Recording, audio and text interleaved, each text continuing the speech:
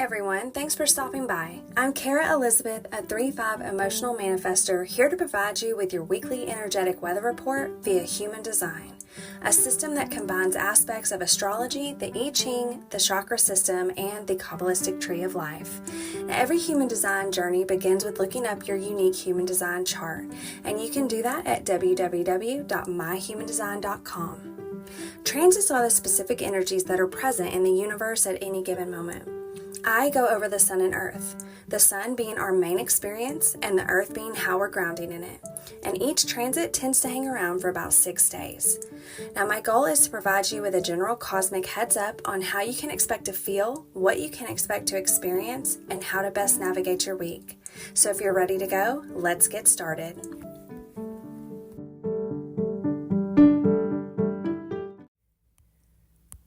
All right, you guys, so it is that time of the week again. The transits have officially shifted, and yet again, it is same o this week as far as what energy centers we are transiting through.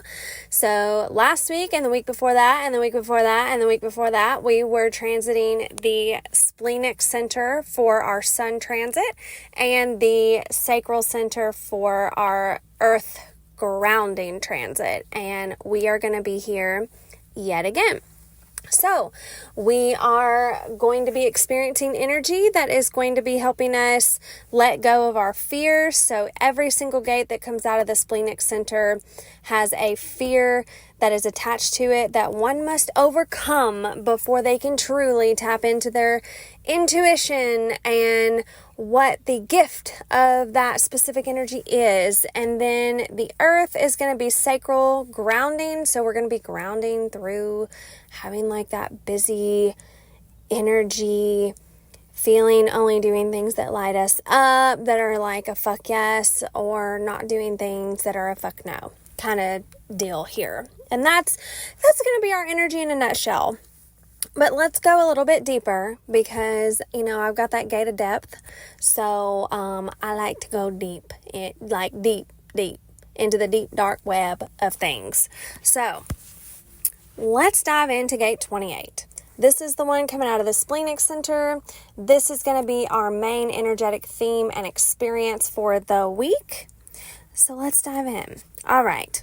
So this week we are going to be fixated with making the most out of life and wanting to ensure that we live it to the fullest and squeeze every last bit of juice out of what it has to offer us. So, of course, Jenna Zoe labels this one as maximizing life, plain and simple. So, the humdrum of life is not going to be for any of us. So, if you're ready for an adventure, this could be the week where that adventure you've been waiting for comes along. We shall just have to wait and see. Because regardless, this week, this energy that we are working with is literally going to make us dread a boring life. So this energy is basically going to be coming in to help ensure that we keep reaching for higher heights and making the absolute most out of our lives. And this gift of this energy is coming in to help give us the drive. So it's helping to drive us towards excellence and also push us outside of any limits that may be restricting us. Because guess what? The energy this week is going to make sure that we are living large. That is what it wants. It wants us to live a big life. Now, time for the irony of this. So the irony is that most limitations on each of us being able to live life to the fullest come from ourselves. And my friends, this is where this energy can get a little tricky for us. So in a bid to get the most out of life, this energy can have us feeling this overwhelming fear of running out of time or being behind in life, or it can even bring up fears of dying before our time. And so this is the fear that's attached here. And so this fear can lead to this constant sense of impatience in this energy, or just always feeling rushed, or even like creating this like overly routined life.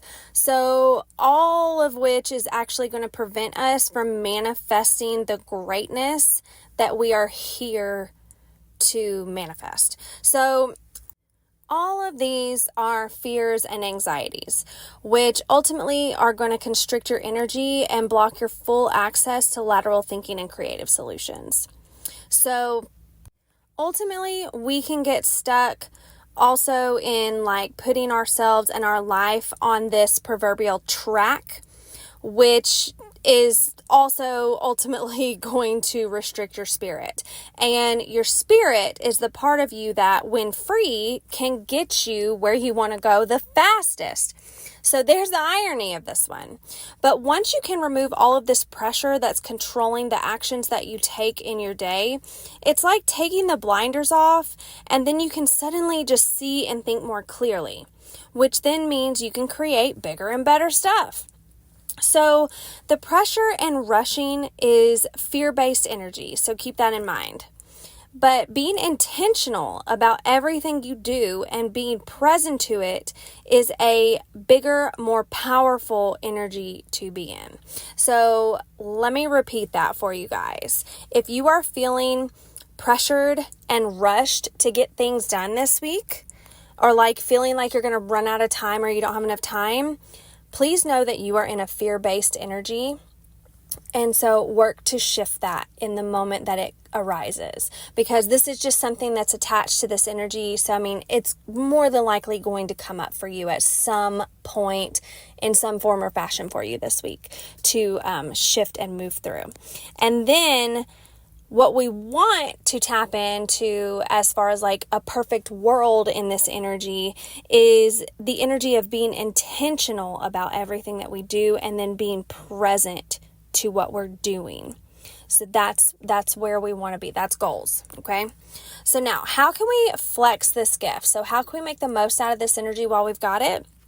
Well, it's by realizing that pressuring and rushing through life is actually not living it to the fullest.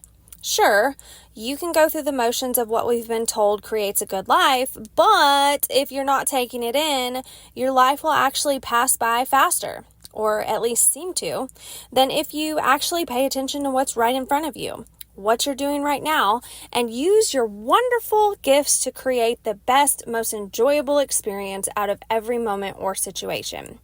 So, making the most of this, start from a blank slate. Just start fresh today. Figure out what living a full life means to you. And then allow the way that you spend your time and attention to revolve around that.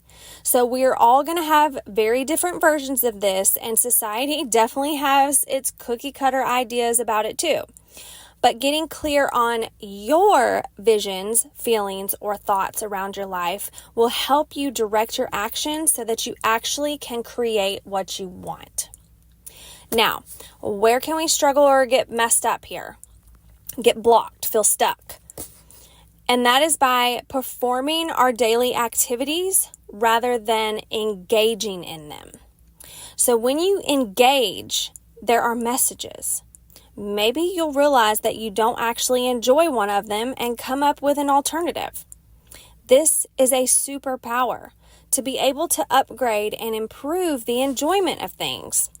But you can't do that if you're treating yourself like a robot and forcing yourself to just get on with it because of where you think it's going to lead you. You cannot get to happiness if you do not cultivate it on the way there. Boom, mic drop. Let's move on to how we're grounding here and how we're being supported. The Earth Energy, Gate 27. And this one is going to be carrying with it the energy of having a natural affinity for nurturing and caring. So let's see what this one has in store for us. So this week, we are going to be grounding in the energy of taking care of other people. So it's going to come very naturally to us this week. So if you don't normally have this, just know you're probably going to want to care for other people this week, which may be a new experience for you, but it's great. Try it. So you might think, well, doesn't everyone care about other people? But the answer is actually no. So not to the extent that this energy is going to have us wanting to care for other people. Because this week, caring and nurturing is going to be our superpower. So now, the issue with this superpower is that society doesn't place a high value on it. So you may not even see the value in this energy either of taking care of other people. So you probably don't really hear anyone ever telling you or telling other people that your incredible ability to care would make you a bajillionaire or a president. But now more than ever, when we can accumulate pretty much as many material possessions as we want to, what people are beginning to desire more than ever is to feel like they're cared for. So to feel this caring energy. So if we can take this energy while we have it and infuse this care into absolutely everything that we do, whether that's being a mom or being in charge of a big brand, this is when we're going to find the most success right now. So when you can lead with how much you care for people and let that bleed into everything that you do, that is what is going to make people gravitate towards you the most. So how can we make the most out of this energy while we have it? Well, there's a couple of things. So the first thing is, include yourself in your care. So the main lesson for us here while we experience this energy is learning to balance how much energy you put into taking care of others versus balancing that with taking care of yourself too. So this gift of nurturing, like all gifts, has to be applied to all areas of life in order for it to fully flourish. So, if you neglect yourself, you will never truly access the fruits that are on the other side of this gift. And the second way we can make the most out of this one is by letting our caring nature shine. So let how much you care be felt. Everything that tugs at your heart is so sacred. So pledge allegiance to it above all and do not apologize for it. Show it off.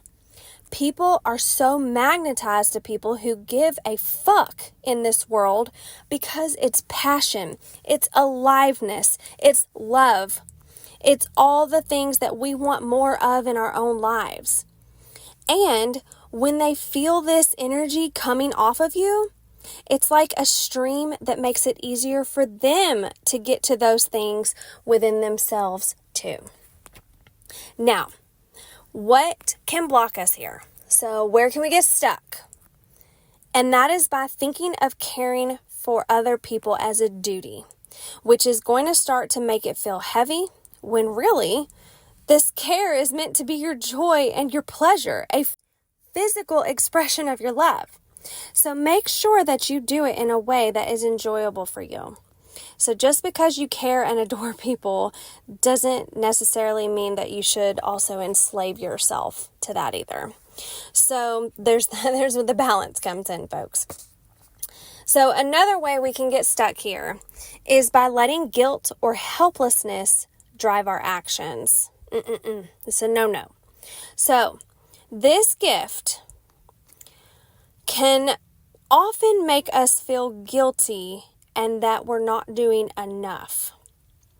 And this fear is going to start showing up that we can't do enough, or this helplessness over the fact that what we do didn't get the results or the reach that we wanted it to. So now these kinds of thoughts that can very well come up for us this week in this energy are very poor fuel for your care. Whereas when your care is from feeling it in your heart and not being able to help letting it show, it's a whole other level of gift that people are getting from any one action that you could take. So it also doesn't mean that you should be doing everything for everyone. So do the caring things that excite you, and try to remember that care is an energy as well as an act. You do not have to be doing all the time. So doing it too much is going to drain and deplete you, making you bitter towards the people that you're sharing your heart with. This is going to remove any positive effects that you'd be transfusing into people, which is the whole point of this whole gift and energy anyways. So trust in doing what lights you up and trust in the value of it. And there you have it, my friends. That is the energy that we're going to be working with for about the next 6 days or so. So I'm going to leave you with a good luck and an I love you. And I will see you guys next week.